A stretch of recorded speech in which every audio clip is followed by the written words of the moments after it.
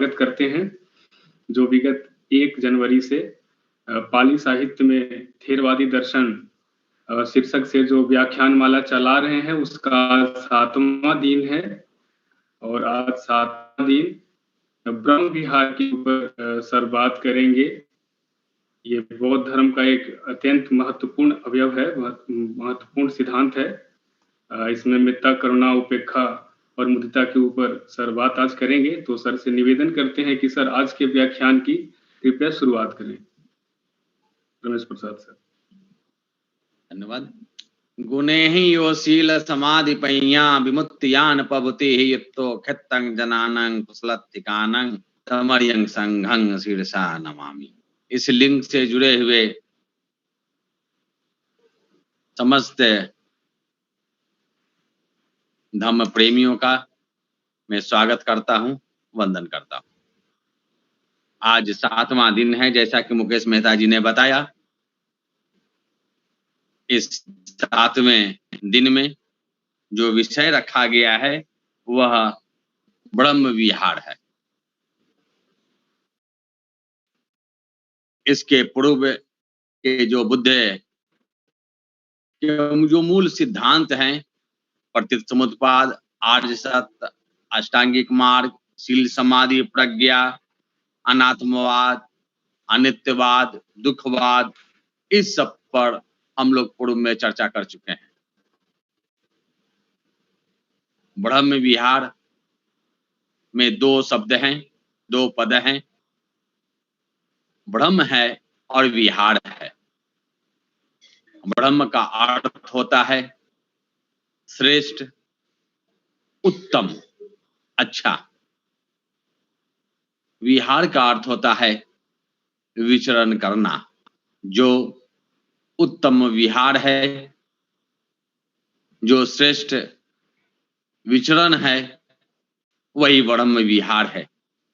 यह जो विहार है, यह जो विचरण है, वह काया का विचरण नहीं है, मन का विचरण है, चित्त का विहार है। जब मन हमारा शुद्ध रहेगा, परिशुद्ध रहेगा, तो वाणी से भी हम संयमित रहेंगे और काय से भी हम संयमित रहेंगे। तो यह जो ब्रह्म विहार है, यह समाधि का एक अंश है। कल किसी सज्जन ने, धम्म उपासक ने कमठान की बात की थी, तो उन कमठानों में 40 कमठान बतलाए गए हैं, जिसका मैंने कल केवल संख्या का परिगणित किया था। तो उन 40 कमठानों में 4 ब्रह्म विहार भी है, जो अंत में आता है। शुरू के 10 कसीन, 10 अशुभ और 10 अनुसूति के बाद ब्रह्म विहार आता है। तो कर्म स्थान है, कमठान है, यानी यहां पर साधना की जाती है, मन को पवित्र बनाया जाता है, मन की परिशुद्ध भावना से यह युक्त भगवान बुद्ध का यह उपदेश है। इसलिए ब्रह्म विहार को ब्लिस मेडिटेशन भी कहते हैं। इसका जो इंग्लिश ट्रांसलेशन एक है ब्लिस मेडिटेशन। वैसे दूसरा इसका अंग्रेजी में जो अनुवाद करते हैं वह डिवाइन स्टेट ऑफ माइंड या सबलाइम स्टेट ऑफ माइंड। मन की जो सर्वोच्च अवस्था है, मन की जो उत्तम अवस्था है, मन का जो श्रेष्ठ विहार है, वही ब्रह्म विहार है। इस ब्रह्म विहार की भावना से अपना भी मंगल होता है, औरों का भी कल्याण होता है। यह परम कल्याणदायक है, परम मंगलकारी भावना है। ये ब्रह्म विहार 4 धर्मों से युक्त है। इन 4 धर्मों के सम्मिलित नाम ही ब्रह्म विहार है। वे देखते हैं 4 धम्म कौन कौन से हैं जो परम कल्याणदायक है, परम कल्याणकारी है, परम सुखदायक है। पहला है मित्ता, दूसरा है करुणा, तीसरा है मुदिता और चौथा है उपेक्षा। इन चारों धर्मों की भावना से व्यक्ति का कल्याण, स्वयं का कल्याण तो होता ही है और जो इनके संपर्क में आता है उनका भी कल्याण होता है। एक एक कर देखते हैं ये चारों धर्म क्या है। पहला है मेत्ता, मैत्री। मैत्री के संबंध में कहा गया है अदोषोति मेत्ता। अदोष, अदोष माने दोष का अर्थ होता है द्वेष करना, अ माने नहीं, द्वेष नहीं करना, अद्वेष का भाव, वैमनस्य नहीं करना। यह जो मन का भाव है वही मित्रता है। शत्रुता का भाव न रखना, दुश्मनी का विचार मन में न लाना, यह मैत्री भाव है। जो मित्र हैं वह तो मित्र है ही, जो हमें अप्रिय मान रहे हैं हम उसे अप्रिय न बनाएं, वह हमारे लिए अप्रिय न बने। सबके प्रति हम मंगल भाव रखें, सबके प्रति हम हित का भाव रखें, सबके प्रति हम कल्याण का भाव रखें, वही मैत्री है। धम्पद में, कोदवग में कहा गया है अकोधेन जिने कोधन, असाधुन साधुना जिने, जिने कदरियन दानेना सच्चेन अलिक वादिनम। यानी अक्रोध से क्रोध को जीतो। अगर आप पर कोई क्रोध करता है, कोई द्वेष भाव रखता है, कोई शत्रुता का भाव रखता है, तो उसके प्रति भी आप मैत्री भाव रखें, अद्वेष भाव रखें, अक्रोध का भाव रखें। अकोधेन जिने कोधन, असाधुन साधुना जिने, असाधुता को यानी बुराई को साधुता से जीते, यानी अच्छाई से जीते। यह जो भाव है यही मैत्री भाव है। जिन्हें कदरियन दानेना, दान से कंजूस को जीते। अगर कोई कंजूस है तो उसके प्रति भी द्वेष भाव न लाएं, उसके प्रति मैत्री भाव लाएं और उसे दान से जीते। जिन्हें कदरियन दानेना सच्चेन अलिक वादिनन। झूठ, वो अलिक माने होता झूठ, वादी माने बोलने वाला। झूठ बोलने वाले से सच्चेन, सत्य से जीते। जो झूठ बोलता है उसके प्रति भी आप द्वेष भाव न जगाएं बल्कि मैत्री भाव जगाएं, उससे सत्य के साथ उससे भी आचरण करें, सत्य का ही भाव लाएं, अपने में असत्य का भाव न जगाएं। ये जो भावना है, दूसरे आपके प्रति बुरा भाव रख रहा है, दूसरे का मन गंदा है, दूसरे का मन आपके प्रति मलिन है, उसके बावजूद आप अपने मन को मलिन न करें, क्योंकि अत्ता ही अतनो नाथो को ही नाथो पड़ोसिया। आप अपना मालिक स्वयं है, आपका दूसरा मालिक नहीं है। अगर कोई आपसे द्वेष रखता है, अगर आप भी द्वेष रखते हैं, तो आपका भी मन अशांत होगा। आप उनके प्रति मन में बुरा भाव न जगाएं। इसलिए धम्पद के आरंभ के पहला वग यमक वग में ही कहा गया, नहीं वेरेन वेरानी समंतीद कुदाचनं अवेरेन च समंती। एस धम्मो सनातन, नहीं वेरेन वेरानी। वैर से वैर कभी भी शांत नहीं होता है, अवैर से ही वैर को शांत किया जा सकता है, यानी शत्रुता को मित्रता से ही जीता जा सकता है। शत्रु भाव से हम शत्रु को नहीं जीत सकते। उसके दो अर्थ, एक तो है कि अपना मन पहले आप परिशुद्ध रखें, अपने मन को पवित्र रखें। जब आपका मन पवित्र होगा, आपका मन शुद्ध होगा, तो आपके अंदर से जो वाइब्रेशन निकलेगा, वह वातावरण दूसरे को भी प्रभावित करेगा। अगर आपने भी वैर पाल लिया, तो वो जो वातावरण होगा वह बड़ा अशुद्ध होगा, बड़ा मलिन होगा, और उस वातावरण में रहने वाले जितने भी व्यक्ति हैं वह संक्रमित होंगे। इसलिए अत्ताहि, आप अपना मालिक स्वयं है, आप स्वयं को बचा कर रखें।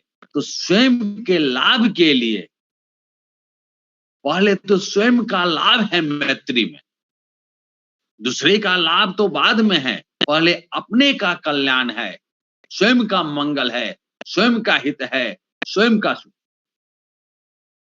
इसलिए सुत निपात के उड़ग वग में मेत सुत है, जिसमें 11 गुणों की प्रशंसा की गई, 11 प्रकार के गुण उसमें मेत में बताए गए। इसलिए हम लोग देखते हैं जब भी कोई धर्म का कार्य होता है तो मेत सुत का पाठ करते हैं, तो उसमें जग का कल्याण छुपा हुआ है। वहां कहा गया है, सुखिनो वा खेमिनो होन्तु सब्बे सत्ता भवन्तु सुखितत्ता। सुखिनो होन्तु, सुखी होवे, खेमिनो होन्तु, क्षेमी होवे। क्षेम का अर्थ क्षेम, क्षेमी माने कल्याण देने वाला। सुखी होवे, सबका कल्याण होवे, सब्बे सत्ता भवन्तु। सभी प्राणी, सभी सत्व, केवल मानव मात्र नहीं, केवल अपने सगे संबंधी नहीं, इस जगत में, इस संसार में जितने भी जीव जंतु हैं, जिसे देख रहे हैं या न देख रहे हैं, बड़ा हो या छोटा हो, जहां कहीं भी विचरण कर रहा हो, उनके प्रति मैत्री भाव जगाएं। सब्बे सत्ता भवन्ति सुखितत्ता, सबका मंगल हो, सबका कल्याण हो, सबका सुख हो, सबका हित हो, यह मैत्री भाव अपने अंदर लाएं। ये केची पान भूतत्थी तसावथावड़ा अनवशेषा। चाहे वो बड़ा हो या छोटा हो, जो कोई भी प्राणी हो, सबका मंगल हो, सबका कल्याण हो, इस तरह सा भाव जगाना ही, इस तरह का भाव मन में लाना ही मैत्ता है, मैत्री भावना है, मैत्री है। उसी मैत्सुत में कहा गया है, माता यथा नियंग पुत्तंग आयुषा एक पुत्र अनुरखे। पुत्तंग प्लस अनुरखे, रख का अर्थ होता रक्षा करना, अनु का मतलब होता उसके पीछे पीछे लग जाना। हर क्षण माता अपने पुत्र की रक्षा करती है। उसमें भी उस माता से तुलना की गई है जिसके इकलौते पुत्र है, नियंग पुत्तंग, जिसका इकलौता पुत्र है। इकलौते पुत्र के जिस तरह से माता उसकी रक्षा करती है, उसी तरह से हम भी समस्त प्राणियों के प्रति मैत्री भाव जगाएं। एवं पी सब भूतेषु, उसी तरह से सभी प्राणियों में मंगल भाव अपरिमित, मानसंग भाव ये अपरिमाणंग, अपरिमित मैत्री भाव मन में जगाए। तो ये जो मैत्री भाव, जैसे माता और पुत्र की, इकलौते पुत्र की तुलना की गई है, जिस तरह माता और इकलौते पुत्र में कोई फर्क नहीं रह जाता है, कोई बंधन नहीं रह जाता है, माता में ही वह पुत्र समाहित है। यूं कहें कि अपने जान से भी अधिक प्यारा वह पुत्र है। उसी तरह से आपको अपनी जान से भी ज्यादा प्यारा जो है समस्त प्राणियों में देखें। जब यह भाव जगेगा तो हर प्राणी के प्रति मन में मैत्री जगेगी, मन में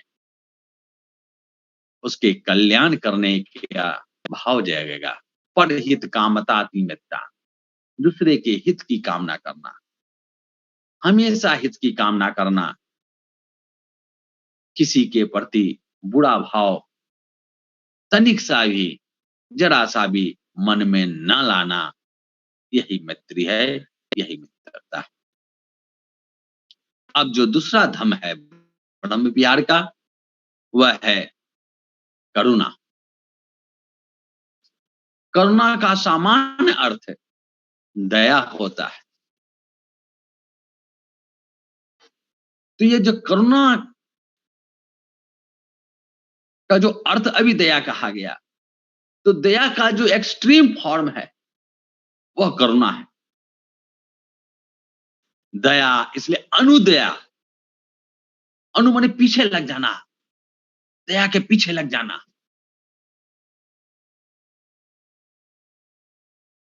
उसके अपने साथ समाहित कर लेना, उसका दुख मेरा दुख है, यह भाव मन में लाना, यह करुणा है।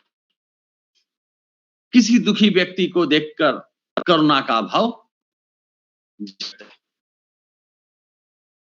तो दुखी को देख लिए, देखा कि वह ठंडक का समय है, ठंडक से ठिठुर रहा है, उसको देखकर हम द्रवित हुए, लेकिन उसका हम कल्याण नहीं कर पाए, कुछ नहीं किए, तो मन में जगा कि बड़ा दुखी है, हमें सामर्थ्य होते हुए भी हम नहीं कुछ कर पाए, तो वह करुणा नहीं है। करुणा है कि अगर हम दो कपड़ा पहने हैं, स्वेटर पहने हैं, कोट पहने हैं, तो उस कोट को उतार कर उसको पहना दें ताकि ठंडक से वो बच सके। उसकी ठंडक हमारी ठंडक है। जब यह भाव मन में जगता है तो वह भाव ही करुणा है। मन वचन कर्म से जब वो भाव जगता है तब वह करुणा है। केवल वचन से कहना कि वह बड़ा कष्ट में है, वह करुणा नहीं है। अगर वह कष्ट में है तो उसके कष्टों को दूर करने का, उसके दुखों को दूर करने का जो प्रयास है वह करुणा है। गांधी जी बड़ा सूट बूट में रहते थे, टाई पहनकर रहते थे। जब वो दक्षिण अफ्रीका से भी आए थे तब वो पूरा टाई सूट में थे। लेकिन जब उन्होंने चंपारण की यात्रा की, पूरे भारत की यात्रा की, जब उन्होंने देखा कि अधिकांश हमारी जनता नंगे फटेहाल में है, तो उन्होंने टाई सूट बूट छोड़ दिया। यह करुणा है। ऐसा नहीं है कि गांधी को ठंडी नहीं लगती, लेकिन उन्होंने संकल्प लिया जब तक कि इनके शरीर पर कपड़ा नहीं रहेगा मैं भी नहीं पढ़ूंगा। वो नहीं जानते थे कि देश एक दिन आजाद हो ही जाएगा, मैं राष्ट्रपिता मुझे बना दिया जाएगा। वह सोच करके उन्होंने नहीं त्याग किया। उसके अंदर वह करुणा थी, वह करुणा फूटी और लोगों के कल्याणार्थ उन्होंने यह संकल्प लिया और आजीवन उस संकल्प के साथ जीवन व्यतीत किया। यह करुणा है। ईश्वर चंद्र विद्यासागर के बारे में कहा जाता है, बहुत बड़े समाज सुधारक थे, वेस्ट बंगाल के कलकत्ता के राज घराने के हुए थे। जब वो मॉर्निंग वॉक में निकलते थे और जब कोई नंगा फटाहाल कोई दिखता था सोया हुआ यूं पड़ा रहता था, तो अपना कोट उतार करके, अपना कपड़ा उतार करके उसको पहना देते थे। यह करुणा है। करुणा केवल वाणी से नहीं, हम में वो सामर्थ्य है, तो जितना सामर्थ्य हो उस सामर्थ्य के अनुसार उसको दुखों को दूर करने का जो प्रयास है, आत्यांतिक प्रयास है, उसे हम करना। कोविड-19 में बड़ा संकट आया, लोग मुंबई से बिहार, उत्तर प्रदेश और कई स्थानों पर पैदल यात्रा किए। खाने पीने को कुछ नहीं था, लेकिन कारुणिक व्यक्ति भी मिले जिन्होंने हर संभव प्रयास किया। लेकिन वह पुण्य कमाने वाले कुछ एक ही लोग थे। बहुत लोग ऐसे थे जिनके पास सामर्थ्य था, लेकिन सामर्थ्य रहते हुए भी पुण्य का भागी नहीं बन सके। मैं बारंबार कहता हूं, यह जीवन अंतिम जीवन नहीं है और नहीं यह पहला जीवन है। पिछले जन्मों के कुशल कर्मों का परिणाम है कि हम मनुष्य लोक में पैदा लिए हैं। हमारे आंख, नाक, कान, शरीर सभी ठीक हैं, हाथ पैर काम कर रहे हैं, वह भी हमारे पिछले जन्मों का प्रभाव है। इसलिए इस जीवन को अच्छा तो करें ही, अगला जीवन हमारा खराब ना हो जाए, इसके लिए भी आप पुण्य काम करें। वही आपके साथ जाएगा, वही विपाक बनेगा। धन दौलत, घर परिवार, सगा संबंधी, पुत्र पुत्रियां सब यही धड़ी के धड़ी रह जाएंगी। जो आप शुभ काम करेंगे, जो आप कुशल काम करेंगे, उन्हीं का फल मिलेगा, उन्हीं का विपाक मिलेगा, और वही विपाक जो है अगला जन्म धारण करवाएगा।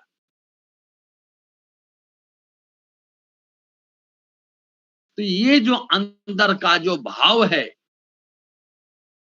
दूसरे के दुखी जनों को सुखी बनाने का, अशांत को शांत करने का, अपने अंदर जितना भी सामर्थ्य हो उस सामर्थ्य के अनुसार जो हम कर्म करते हैं, वही करुणा का भाव है। उसका दुख हमारा दुख है। जब मन में यह भाव जगता है, तब करुणा फुटकर बाहर निकलती है। केवल यह कहना कि यह दुखी है तो आपने उसके लिए क्या किया? अगर आपने कुछ नहीं किया तो आपके कहने का कोई लाभ नहीं है। उससे अच्छा है कि आप न कहें। अगर कहते हैं तो मन में वह भाव जगाएं ताकि उसका कुछ हित हो सके, और आगे के लिए आपका भी पुण्य का कुछ संचय हो सके। उसमें दोनों का लाभ है। उसका तो कल्याण है ही, उसमें आपका भी कल्याण छुपा है। अब आगे आते हैं मुदिता। प्रसन्न व्यक्ति को देखकर मुदिता का भाव जगता है। दुखी जन को देखकर करुणा का भाव जगता है। प्रसन्न भाव देखकर प्रसन्नता का जो भाव है वह मुदिता। व्यक्ति उत्तरोत्तर विकास कर रहा है, उसकी अभिवृद्धि हो रही है, वह आगे बढ़ रहा है, तो उसको देखकर ईर्ष्या न करे, उसका और मंगल कामना करे, उसकी और हित की कामना करे, उसकी और कल्याण करने की भाव रखें। उसकी प्रसन्नता में स्वयं भी प्रसन्न होवे, उसकी खुशी में स्वयं भी शरीक होवे। यह जो प्रसन्नता का भाव है, वह भाव मुदिता कहलाती है।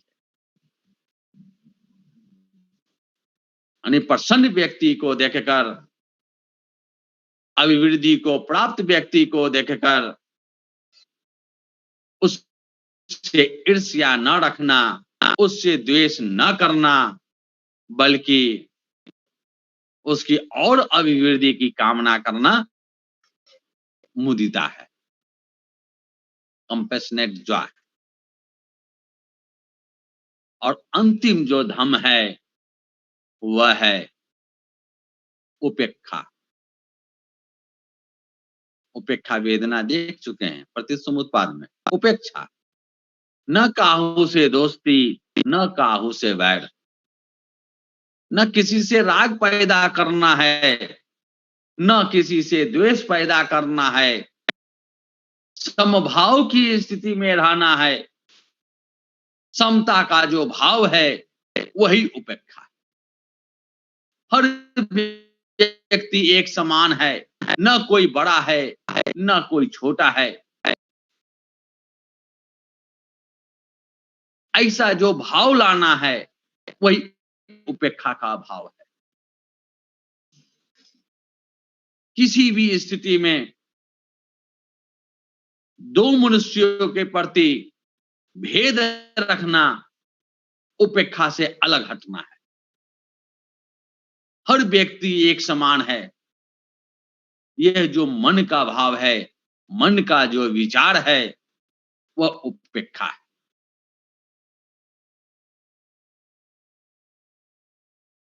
यही 4 प्रकार के धम हैं जिनका सम्मिलित नाम ब्रह्म विहार है।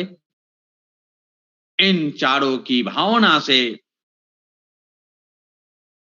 हमारे अंदर के जो विकार हैं वे नष्ट हो जाते हैं। हम राग रहित होते हैं, हम द्वेष रहित होते हैं, हम क्रोध रहित होते हैं, हमारे अंदर का अहंकार मिटता है। जो हमारे अंदर की मलिनता है वह नष्ट होती है। तो मन का जो ऐसा श्रेष्ठ विहार है, मन का जो ऐसा उत्तम विचार है, उसे ही हम ब्रह्म विहार कहते हैं। यही भगवान बुद्ध का ब्रह्म विहार है जिसमें जग का कल्याण सन्निहित है। ये आपके ब्रह्म विहार हो गए। अब इससे संबंधित हो गए कोई प्रश्न हो तब करें, और फिर इसके बाद समय मिलेगा तो थोड़ा निर्वाण पर चर्चा करेंगे। जी, साधुवाद सर। तो ब्रह्म विहार का जो व्याख्यान था सर का ब्रह्म विहार के ऊपर, उससे संबंधित किसी का कोई भी सवाल हो तो वो सवाल कर लें, जिज्ञासा अपनी रखें आचार्य जी के सामने।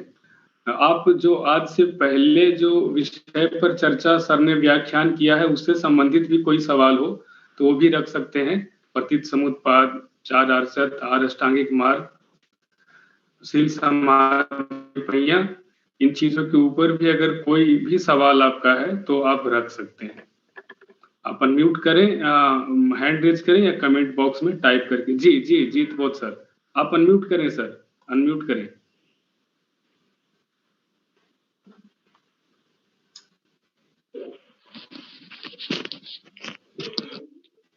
आचार्य जी को प्रणाम।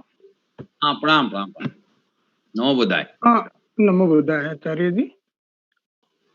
मेरा प्रश्न है कि जिस प्रकार हमारा ब्रह्म विहार है इसमें मुदिता, करुणा, अभी आपने बताया कि करुणा में कि हमें दूसरे लोगों को देखकर सिर्फ शब्दों से नहीं उसके वास्तविक रूप में सहायता करनी है, उसके प्रति दया प्रदर्शित करनी है। और आपने इसमें उदाहरण दिया महात्मा गांधी का और विद्याशंकर का। तो मैं इसमें एक चीज, और भी बहुत से लोग हो सकते हैं, बहुत सारे लोग हैं, लेकिन बहुत सारे लोग हो सकते हैं, लेकिन मैं क्या इसमें ये मैं इसमें एक उदाहरण आपको देता हूँ बाबा साहब डॉक्टर भीमराव अंबेडकर का। बिल्कुल बिल्कुल बिल्कुल। जिन्होंने एक व्यक्ति ने वस्त्र त्याग दिए, दूसरे व्यक्ति ने कि उस समस्या की गहराई में गए कि ये वस्त्र क्यों नहीं है हमारे पास। बिल्कुल बिल्कुल। ये वस्त्र हमारे पास क्यों नहीं है? तो इसका मतलब राजनीतिक और धार्मिक कारण उन्होंने जब देखा तो उन्होंने इस विषय पे चर्चा की। तो आपका इस विषय में क्या नहीं विचार नहीं है? बिल्कुल सही आपने कहा। मैं आपका मतलब नहीं मैं आप इसमें बाबा साहब का जो फार्मूला था वो ज्यादा बेहतर है या देखिए, महात्मा गांधी का आप बेहतर है? तुलना मत करें किसी से तुलना हर आदमी महान है, किसी से तुलना नहीं की है। ये बाबा साहब ने जो काम किया, उनका कंट्रीब्यूशन किसी से कम नहीं हम आंक सकते हैं। गांधी ने जो किया उसका भी हम अलग हम नहीं कर सकते हैं। हर का अपना अपना कंट्रीब्यूशन है। हम एक आपको हम बात बताते हैं। देश आजाद होने वाला था तो माउंट बेटन जो है सब लोग रुके हुए थे, अलग अलग कमरा सबका दिया गया था होटल में। इसमें एक में अंबेडकर जी थे, एक में आपके नेहरू जी थे, किसी में पटेल साहब थे, सब थे। तो जब माउंट बेटन को नींद नहीं आ रही थी तो रात में 1-2 बजे टहल रहे थे, तो देखा कि सभी लोग जो है प्रेम से सो रहे हैं, लेकिन बाबा साहब के कमरे में जो है लाइट जल रहा था। उन्होंने नॉक किया, नॉक करके उन्होंने खोला फिर दरवाजा बाबा साहब ने। तब माउंट बेटन ने कहा कि बाकी लोग सो रहे हैं, आप जग रहे हैं। तो बाबा साहब का उत्तर था कि उनका समाज जो है जग चुका है, लेकिन हमारा समाज सो रहा है, इसलिए मैं जग रहा। बाबा साहब के त्याग को तो आप कम कर ही नहीं सकते हैं। बाबा साहब का त्याग अपने स्थान पर है। उन्होंने जो किया काम, वो अद्भुत काम किया, उसे हम किसी से तुलना नहीं कर सकते हैं। जो बाबा ने की साहब ने किया और गांधी ने जो किया वो अपने स्थान पर है। इसलिए दोनों का तुलना हम एक दूसरे से नहीं कर सकते और करना भी नहीं चाहिए। अच्छा, दूसरा प्रश्न इसी श्रृंखला में है कि हमारे जो पूर्ण जन्मों का जो विपाक है उससे हम मनुष्य तो बन गए। आप भगवान बुद्ध को लें या बाबा साहब को लें, उन्होंने हमें यही बताया कि भी आप जो कर्म करोगे आपका जीवन सफल होगा। यदि उसमें धार्मिक या सामाजिक कारण जो है बाधा बनते हैं तो उनके लिए हमें क्या करना चाहिए? जिस प्रकार आज की डेट में नहीं, देखो आज की डेट में देखते हैं जब हम कि सामाजिक कारण भी बने हुए हैं और राजनीतिक भी बने हुए हैं। लोगों को जॉब नहीं मिल रही है, अब शिक्षा तो ग्रहण कर रहे हैं वो, माता पिता उनके बहुत ज्यादा पैसा भी लगा रहे हैं, लेकिन उनको जो डू रिस्पेक्ट है या डू जो मिलना चाहिए उनको वो नहीं मिल रहा है। तो ऐसे केस में हमें क्या करना चाहिए? हम ये बताएं कि बाबा साहब भी उसी समाज से थे। बाबा साहब ने अपने को बाबा साहब बना दिया, लोगों को मजबूर कर दिया कि हमें, और ये जो सामाजिक जो धारणाएं हैं वो हमारे कर्म से नहीं है, वो हमने बनाया है। इस लोक में आकर हमने बनाया है। यह केवल भारत की पृष्ठभूमि के लिए नहीं है। अब इंग्लैंड में कहां किसी वर्ण व्यवस्था है? कोई वर्ण व्यवस्था नहीं है। अगर यहाँ नौकरी नहीं मिल रही है पढ़े वाले को, कोई पैसे वाले को नौकरी मिल रही है, धन के कारण वो नौकरी पाए, वो हमारी कमी है। वो हमने वैसा सामाजिक ताना बाना बना रखा है, वो हमारे कर्मों से नहीं है। जैसा हमारे कर्म किया वो हमारा जन्म मिला उसके अनुसार, दैट्स ऑल, इतना हमारा हो गया। अब इसमें आप जैसा कर्म करेंगे वो हमारे बाबा साहब कहां से कहां पहुंच गए। कर्म तो करना पड़ेगा, और कर्म करने के लिए निस्वार्थ कर्म का, बाबा साहब ने जरा से द्वेष से कर्म नहीं किया, उन्होंने निस्वार्थ कर्म किया और जो सही था उसको उन्होंने पकड़ा और तब समाज से लड़ा और समाज को उन्होंने अपनी बात मनवाया। आज एक बाबा का जरूरत नहीं है, यहाँ लाखों बाबा साहब की आज जरूरत है। उसके सबको खड़ा होना पड़ेगा, तभी हमारी समस्या का समाधान होगा। केवल कहने से नहीं होगा, वो बाबा साहब बनना पड़ेगा। हाँ बौद्ध जी। हाँ मतलब काफी ठीक है, आपका विचार बहुत अच्छे लग रहे हैं इसमें, लेकिन इसमें एक प्रश्न मेरा एक और है कि नथुराम जो हमारा पूना पैक्ट था, बाबा साहब ने इसलिए अपने जो अपने क्या कहते हैं कि ऐसा है बौद्ध जी, उनके जो देखिए ये राजनीतिक मंच नहीं है, मैं राजनीति की बात कर रहा हूँ। नहीं, राजनीति की बात नहीं मैं कर रहा। माफ करें, जीत बहुत सर, राजनीति की बात नहीं कर जीत बहुत सर, आपसे निवेदन है कि सर आज का जो टॉपिक था सर का, ये 7 दिनों में जो भी पढ़ाया सर ने, जो भी लेक्चर हुआ सर मैं का, इसी पे बात कर रहा हूँ। मैं इसी पे बात कर रहा हूँ। राजनीतिक पर्सन मैं राजनीति कर ही नहीं रहा हूँ। मैं धार्मिक बातें ही कर रहा हूँ कि धार्मिक जिस वजह से, जिस तरह से हमारे यहाँ पे धार्मिकता के आधार पर हम लोगों से या हमारे समाज से या हम लोगों बाबा साहब के जो कर्म किए, आप पति बाबा साहब और महात्मा गांधी को है, व्यक्ति जरूर है, व्यक्ति है ना, समाज सुधारक है वो ना के एक व्यक्ति, उनको राजनीति से उनको जोड़ के देखना हमारा जो कर्तव्य है वो बहुत ही गलत होगा।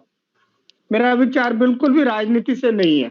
नहीं, ठीक, धन्यवाद। मेरा मतलब है समाज में करुणा से किस तरह से हम आगे बढ़े, यही तो मैंने बताया। का नाम आते राजनीति, यही तो मैंने कहा, करुणा का भाव जगेगा। मैं भी आपकी देखिए बौद्ध जी, आप पॉजिटिव सोचिए। मैं आपकी बात से बिल्कुल अगर करुणा का भाव जगेगा तो वर्ण समाज खुद खत्म हो जाएगा, भ्रष्टाचार खुद खत्म हो जाएगा।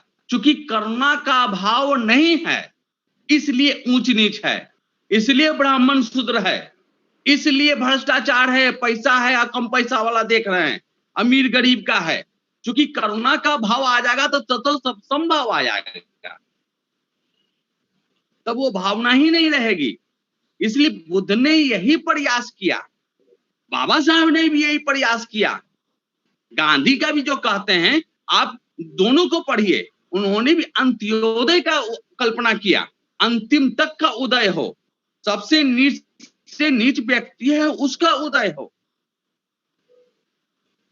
इसलिए जब करुणा की भावना जगेगी तो सबका कल्याण का वो सोचेगा, वो किसी व्यक्ति विशेष का कल्याण का नहीं सोचेगा, और वही व्यक्ति महान होता है।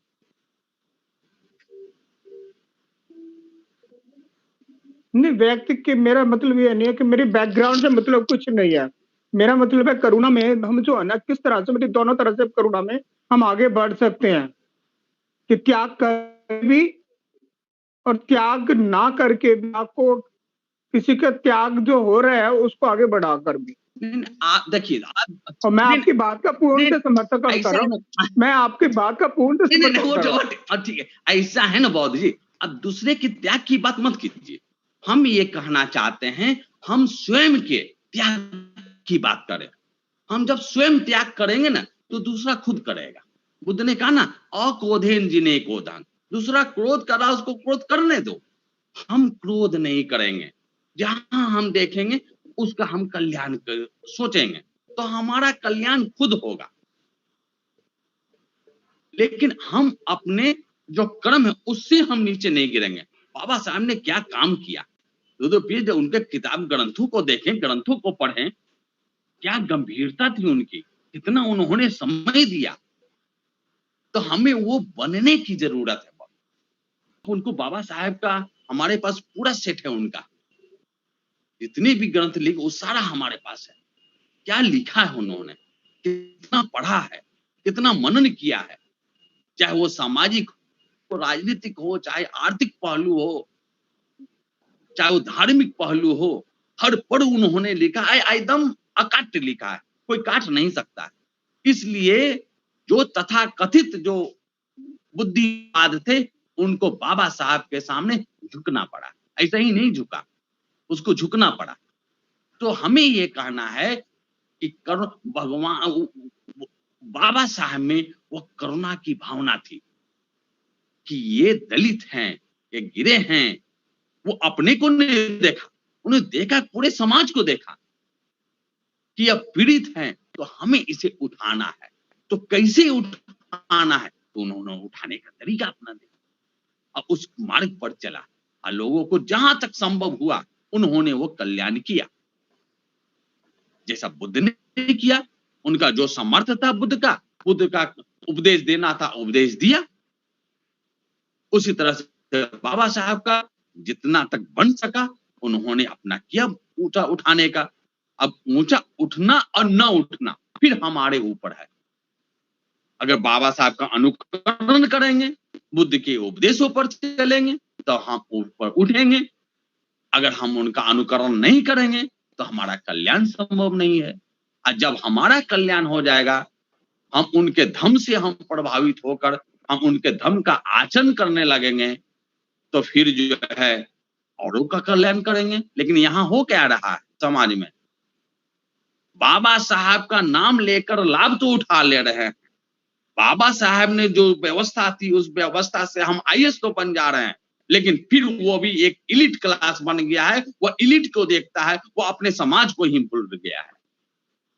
बाबा साहब ये नहीं चाहते थे, इसलिए हमें बाबा साहब बनना पड़ेगा। हाँ, आगे का कोई सवाल देखें। जी, धन्यवाद सर, धन्यवाद जीत बोध जी अपनी बात रखने के लिए। और वाकई में हमें व्यक्ति पूजा से थोड़ा ऊपर उठ के सोचना होगा कि जय भीम, नमो बुद्धाय और गांधी की जय और अंबेडकर की जय, ये कहने भर से समाज में परिवर्तन नहीं आएगा। उनके विचारों पर, उनके आदर्शों पर चलना होगा, पे बैक टू सोसाइटी करनी होगी, तभी कुछ होगा। तो आज के लेक्चर और इससे पहले के लेक्चर से संबंधित कोई और भी सवाल है? जी, बीएस बौद्ध सर, आप कुछ पूछना, घनश्याम पाल जी कुछ पूछना चाह रहे थे। आप अनम्यूट करें सर और पूछें अपने सवाल।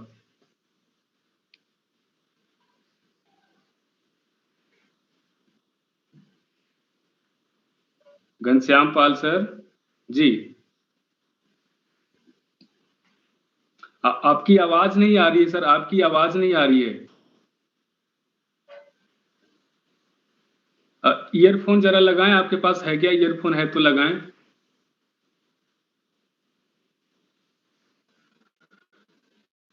जी, तब तक और कोई श्रोता सवाल करना चाहते हैं सर से, जो सातों दिन का लेक्चर सर का था, उन विषय से संबंधित कोई भी सवाल हो तो कर सकते हैं। प्रतीत समुत्पाद, 4 आर्य सत्य, आर्य अष्टांगिक मार्ग, शील समाधि पहिया, त्रिलक्षण, और जो आज का ब्रह्म विहार का विषय था। जी घनश्याम पाल जी, बोले कुछ बोले आप। नहीं सर, आवाज अभी भी नहीं आ रही है आपकी सर। जी, तो आप जुड़ने की कोशिश कीजिए। तब तक एक सवाल आया है सर, तुषार मोहिते सर हैं, ये पूछ रहे हैं कि जो संखारा का टर्म है, संखारा का टर्म एक बार फिर से वो कह रहे हैं कि थोड़ा समझाएं सर। संखार का अर्थ जो है, जो हम कर्म करते हैं, प्रतीत समुत्पाद का जो संखार है, तो वही है कि जो हम कर्म करते हैं, चाहे वह कायिक हो, चाहे वो वाचिक हो, चाहे वो मानसिक हो, फिजिकल, वोकल और मेंटल, जितने भी एक्टिविटीज हैं वे सारे संस्कार में हैं, उन्हें ही हम संस्कार कहते हैं। और वही जो है, देखिए, व्यक्ति बना है चित्त चैसिक रूप से बना है, नाम और रूप जिसको कहते हैं। हम लोग देख चुके हैं प्रतीत समुत्पाद में, मनुष्य जो है नाम रूप का जो समूह है, तो नाम के अंतर्गत जो है चित्त और चैसिक आते हैं। चित्त को कहते हैं, यह भी हमने विस्तार से बताया है, चित्त कहते हैं कॉन्शियसनेस को, चैसिक कहते हैं इसके, जैसे जल है, जल जो है वह चित्त समझ लें। और जब जल में अगर हम ब्लैक कलर डाल देंगे तो काला दिखने लगता है जल, अगर हम रेड डाल दें तो लाल दिखने लगता है। उसी तरह से चित्त में अगर हम क्रोध डाल दें तो क्रोध चित्त उत्पन्न हो जाएगा, अगर हम द्वेष डाल दें तो द्वेष चित्त उत्पन्न हो जाएगा, अगर करुणा डाल देंगे तो करुणा चित्त उत्पन्न होने जाएगा, अगर मेत्ता डाल दें तो मैत्री चित्त उत्पन्न होने लगेगा। तो जो ऊपर से डालने वाला जो तत्व है वह चैसिक है। तो इसी के अनुसार जो है हम कर्म करते हैं। अगर अब संखार का कई अर्थों में है, अब देखें, अब किस अर्थ में वो जानना चाहते हैं अब पता नहीं, लेकिन मैं सारा चीज जहां तक संभव है मैं बता रहा हूं। एक है रूप वेदना संज्ञा संखार अभिज्ञान, वहां भी संस्कार है। रूप तो रूप हो गया, वेदना संज्ञा संस्कार अभिज्ञान, ये जो चार रहे ये नाम है। तो विज्ञान जो है वह चित्त है। तो वेदना, संज्ञा और संस्कार, ये तीन जो है वह चैसिक हैं। तो इन तीन चैसिक कुल 52 है, 52 चैसिक हैं। 52 चैसिक में वेदना को और संज्ञा को भी हटा दें तो बाकी 50 बचे। तो वे जो 50 चैसिक हैं उनको सम्मिलित रूप से संखार कहते हैं, वह भी एक संस्कार है। जब ये बात करते हैं सब्बे संखारा अनिच्चा, सब्बे संखारा दुखा, वहां संस्कार वस्तु के अर्थ में है। सारी वस्तु, all things are impermanent, all things are subject to subject, वहां वस्तु के अर्थ में है। तो ये जगह जगह पर इसका अर्थ भी जो इसका परिवर्तन होता है। जी धन्यवाद सर। तो सर आप जिस संखार को समझना चाह रहे थे, शायद आप सर ने आपको आपके हिसाब से उत्तर दे दिया, आप शायद समझ गए होंगे। घनश्याम पाल जी हमारे साथ नहीं जुड़ पा रहे थे सर, उन्होंने सवाल अपना भेजा है कि सबे संखारा अनिच्चाति, सबे संखारा दुखाति और सबे धम्मा अनत्ताति। इनमें निब्बान कहाँ है सर, इनमें निब्बान कहाँ? हाँ, तो इसलिए कल तो बताए थे इसी पर, सब्बे संखारा अनिच्चा थी, सारी वस्तुएं हैं, निर्वाण छोड़कर सारी वस्तुएं हैं। सब्बे संखारा दुखा थी, निर्वाण छोड़कर जितना भी चीज आप जान रहे हैं वो सारा संस्कार है। सब्बे धम्मा अनत्ता थी, तो धम्म में संखार भी है और निर्वाण भी है। संखार में जब हम निर्वाण जोड़ देते हैं तो वह धर्म हो जाता है। तो संस्कार भी अनात्मवान है और निर्वाण भी अनात्मवान है, इसलिए सब्बे धम्मा अनत्ता कहा गया। लेकिन निर्वाण चूंकि अनित्य नहीं है, निर्वाण तो नित्य है, इसलिए सब्बा धम्मा अनित्य नहीं कहा गया। अगर सब्बे धम्मा अनिच्चा कह देंगे तो निर्वाण भी अनित्य हो जाएगा। अगर सब्बे धम्मा दुखा कह देंगे तो निर्वाण भी दुखमय हो जाएगा। तो संस्कार में निर्वाण छोड़कर जितने भी देख रहे हैं जी, वह सारा जो है वह संस्कार है, केवल निर्वाण सम्मिलित नहीं है संस्कार में। जी। इसलिए संखत और असंखत धम दो भागों में बांटा गया। धम को ब्रॉडली, धम को दो भागों में बांटा गया, संखत और असंखत। असंखत में निब्बान आता है और निब्बान छोड़कर जितने भी हैं वे संखत हैं।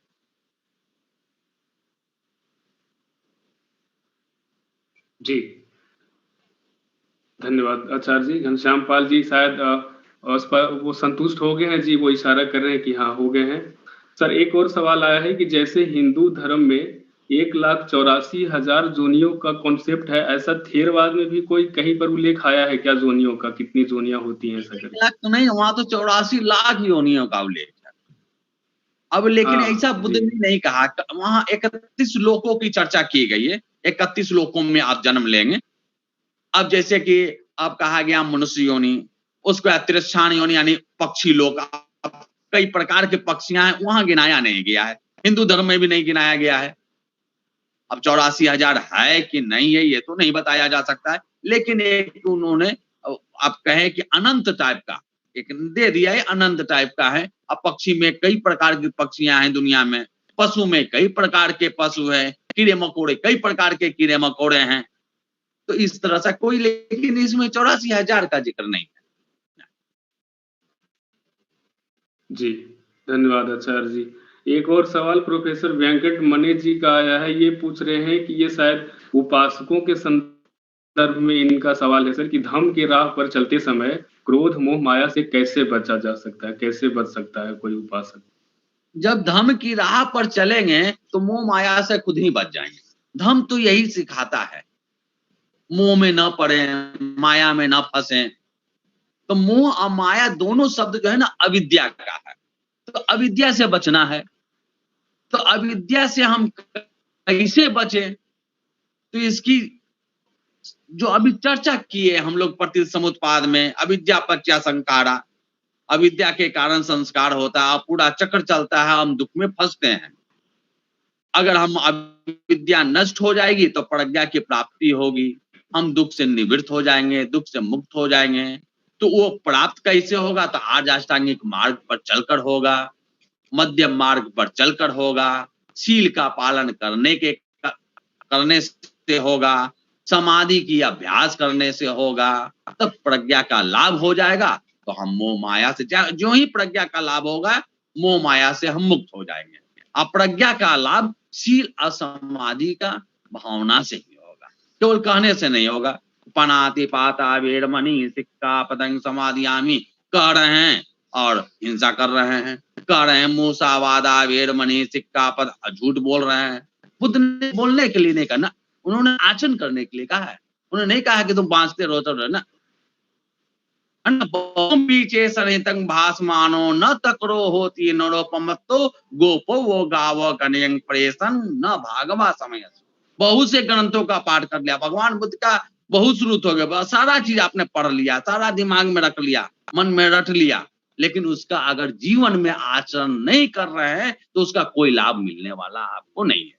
अगर कोई थोड़ा ही सा पढ़ा है कि भाई हमको झूठ नहीं बोलना है और वो झूठ नहीं बोलता है, तो उसका कल्याण हो जाएगा, उसका मंगल हो जाएगा। यही आचरण प्रधान है, बौद्ध जो धम्म है वो आचरण प्रधान है। और यह जो अनुभूति जन है, अनुभूति के स्तर पर जो ही जैसे झूठ बोलते हैं, आप झूठ बोलना बंद कर देखें, धीरे धीरे धीरे धीरे आपके अंदर खुद परिवर्तन दिखेगा, खुद आपके अंदर बल जगने लगेगा, खुद जो है साहस अंदर से आएगी कि सत्य बोलने की। इसलिए जो है प्रयास करना चाहिए, हम जो है धम्म पर चले, धम्म पर चलेंगे तो खुद ही रास्ता भी दिखने लगेगा। कहें कि धम्म पर चले ना है और लेकिन हम हिंसा करेंगे, चोरी करेंगे, व्यभिचार करेंगे, किसी निंदा करेंगे, झूठ बोलेंगे, तो कहां धम्म पर चल रहे हैं? धम्म पर चलने के लिए इसका अनुकरण करना। हाँ मेहता जी। जी बहुत बहुत साधुवाद आचार्य जी। वाकई मंत्र की तरह उच्चारण करने से, पाठ संगायन करने से कुछ नहीं होगा, बुद्ध का धम्म आचरण में उतारने का ही है। कबीरदास जी भी कहते हैं कि पोथी पढ़ी पढ़ी जगमुआ, पंडित भयानक होए, और 2.5 अक्षर प्रेम का पढ़े सो पंडित होए। ये वहां उनके जो प्रेम का आशय है, शायद मैत्री, करुणा, उपेक्षा और मुदिता से ही है। जी, तो एमपी निकम सर, आप कुछ पूछना चाह रहे हैं सर? एक बार आप अनम्यूट करिए और पूछिए सर अपने सवाल। नमो बुद्धाय आचार्य जी। नमो बुद्धाय। आपने प्रत्युत समुत्पाद बहुत अच्छी तरह से बताया था, लेकिन ये इतना गंभीर विषय है कि इसको इतने जल्दी समझ लेना इतना आसान नहीं है। तो इसमें जो आपने नाम, रूप और विज्ञान जो बताया था, तो इसके बारे में थोड़ा और बताएंगे? तो इनके कितने प्रकार होते हैं, मतलब कौन कौन से होते हैं? तो नाम चित्त चैतसिक है। नाम और रूप को जानना चाहते हैं? नाम रूप, हाँ जी जी जी। नाम का देखिए, नाम और रूप है ना, आदमी है तो आदमी को 2 भागों में बांट दिया, ठीक, उसके पास मन है और यह शरीर है। तो ये जो मन हुआ उसे हम नाम कहते हैं, माइंड हो गया। यह जो शरीर है, जो बॉडी है, वो रूप हो गया, माइंड एंड मैटर। अब मन को भगवान बुद्ध विभज्यवादी है, विभाजन कर करके बतलाते हैं। तो मन को भी ब्रॉडली 2 भागों में बांटा, चित्त और चैतसिक, कॉन्शियसनेस और साइकिक फैक्टर्स। कॉन्शियसनेस को अभी हमने देखा कि भाई कॉन्शियसनेस जो वो अपना प्रवाह चल रहा है, और ऊपर से जो डालने वाला जो तत्व है वह जो है वह चैतसिक है, साइकिक फैक्टर्स है। तो अब चित्त का भी जो है उन्होंने 89 प्रकार के बांटा है। पहले जो है चित्त भूमि का चूंकि बहुत विस्तार है, इस पर हम YouTube पर चलेंगे, बाद में कभी देखेंगे, लेकिन अभी पूछे हैं तो थोड़ा सा मैं बतला देता हूं। चित्त भूमि, जी जी। भूमि का अर्थ लेवल, तो लेवल ऑफ कॉन्शियसनेस, किस व्यक्ति का चित्त कितना परिशुद्ध है, प्योर है, और किस व्यक्ति का चित्त कितना मलिन है, प्योर है। यह चित्त, यही चित्त का स्तर है। इसी को लेवल ऑफ जो कॉन्शियस, परिशुद्ध चित्ता सत्ता परिशुद्धंति। अगर आपका चित्त परिशुद्ध है तो वह प्राणी भी परिशुद्ध है। तो व्यक्ति की श्रेष्ठता और उसकी हीनता उस व्यक्ति के चित्त की परिशुद्धता और मलिनता पर निर्भर करता है। जो व्यक्ति जितना जिसका चित्त परिशुद्ध है वह व्यक्ति समाज में उतना प्रतिष्ठित है। जिसका चित्त जितना मलिन है वह समाज में उतना ही हीन है। तो चित्त का या यूं कहे कि अपना या यूं कहे मन जो है, जितना हमारा चित्त परिशुद्ध है उतना हमारा मन शांत है। जितना हमारा मन जो है इम्प्योर है, मलिन है, हमारा मन जो है उतना अशांत। ये जो मन का शांत और अशांत होना वह चित्त के लेवल ऑफ कॉन्शसनेस यही है, चित्त का स्तर यही है। तो ब्रॉडली हम 4 भागों में बांटे हैं, जिसे कामावचर चित्त, रूपावचर चित्त, अरूपावचर चित्त और लोकुत्तर चित्त, 4 प्रकार से बांटा गया। कामावचर चित्त ये कहते हैं जो काम वो इंद्रिय सुख की इच्छा में जो चित्त विचरण कर रहा है। यं चित्तं इंद्रिये सुखत्थाय विचरति तन नाम कामावचरं चित्तं। जो चित्त इंद्रिय सुख में विचरण कर रहा है, जैसे चक्षु किसी रूप को देखा, वहीं आसक्ति पैदा कर लिया, वहीं राग पैदा कर लिया, वहीं द्वेष पैदा कर लिया, ऐसा जो चित्त है वह कामावचर चित्त है। अब व्यक्ति आध्यात्म में ऊपर उठना चाहता है तो वह ध्यान लगाना चाहता है, समाधि में आता है तो वह पहले रूप ध्यान को लगाता है, क्योंकि वह स्थूल है। किसी रूपवान वस्तु को लेता है, वहां अपने मन को एकाग्र करता है। तो वैसे चित्त पर जब एकाग्र होता है उसे रूपावचर चित्त कहते हैं। जब उस पर एकाग्रता बन जाती है, अब वो कामावचर चित्त से कंपैरेटिवली अब वो चित्त सूक्ष्म हो गया और वो शांत हो गया। कामावचर परम शांत नहीं हुआ, लेकिन कामावचर की अपेक्षा अब उसका चित्त कुछ निर्मल है तो शांत है। अब लेकिन अंतिम अवस्था में वह जाना चाहता है तो अरूप ध्यान करना चाहता है, तो अरूप ध्यान करता है। जब उस पर उसका चित्त एकाग्र हो जाता है तो वैसे चित्त को अरूपावचर चित्त कहते हैं। यहाँ पर चित्त का जो है चौथी जो अवस्था है, बिल्कुल ध्यान की वह अंतिम अवस्था है, यहाँ संभव नहीं है बतलाना। तो वो अवस्था जो है अरूप ध्यान की अंत, वहां बिल्कुल चित्त निर्मल है।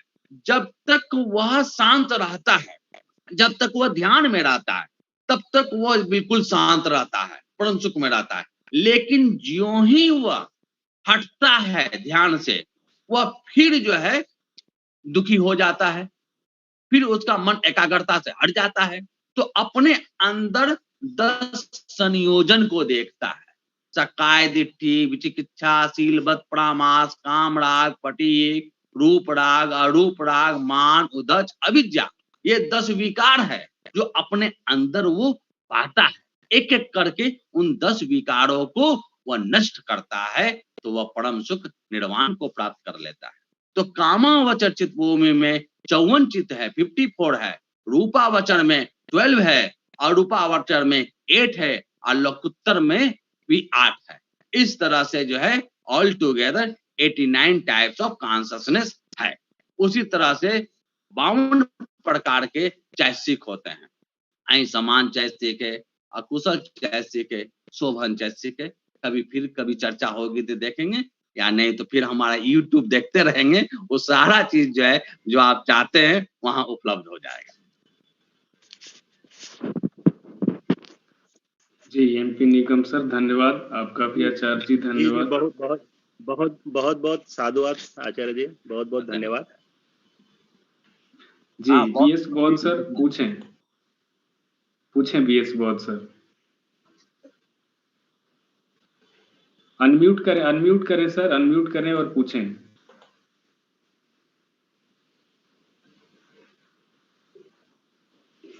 सर जय भीम, नमो बुद्धाय सर। नमो बुद्धाय सर ये आपने कल बताया था कि पहियां 3 प्रकार की होती है, एक सुनने वाली, एक चिंतन करने वाली। सर तीसरी का पता नहीं लगा, कौन सा, हमें समझ में नहीं आया। नहीं, जो दो आपने जाना ना वो तो बेकार है, वो कूड़ा है, वो केवल ज्ञान है। तीसरी है भावनामय ज्ञान, भावनामय प्रज्ञा, प्रैक्टिस नॉलेज। पहला है सुनकर जाना कि झूठ नहीं बोलना चाहिए, ज्ञान हो गया, झूठ बोलना पाप है, झूठ बोलना बेकार चीज है, उससे मन अशांत रहता है। तो ये तो हो गया सुतमय ज्ञान। दूसरा हुआ चिंतन किया आपने कि भैया ये जो है सही में बहुत गड़बड़ है, वो झूठ बोलते हैं तो बड़ा परेशान रहते हैं, इससे अच्छा सत्य बोल देना चाहिए। चिंतन में ज्ञान हुआ, लेकिन सत्य नहीं बोलते हैं, बोल झूठ ही रहे हैं। चिंतन तो हो गया, जान तो गए कि झूठ बोलना जो है गड़बड़ है, ठीक चीज नहीं है, लेकिन तब भी झूठ बोलते हैं। तो इस ज्ञान का भी कोई लाभ नहीं है।